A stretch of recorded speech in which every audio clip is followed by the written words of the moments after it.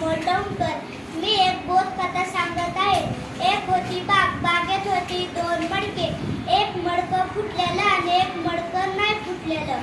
मग एक माळी होता एक. तो रोज 3 मडके घेऊन पाणी भरायला जायचा.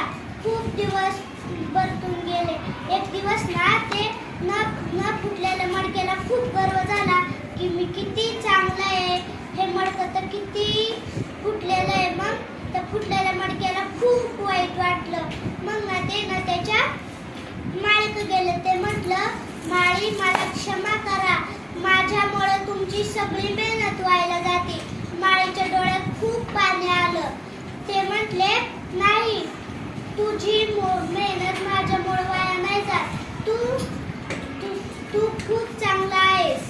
मग तो म्हटला, माळी म्हटला, मी तुला उद्या दाखवतो तू कसं काम करतोस. मग माळी दिवस परत लावू द्या. मग माळ्याने न फुटलेलं मडकं आणि फुटलेलं मडकं घेऊन तो गेला.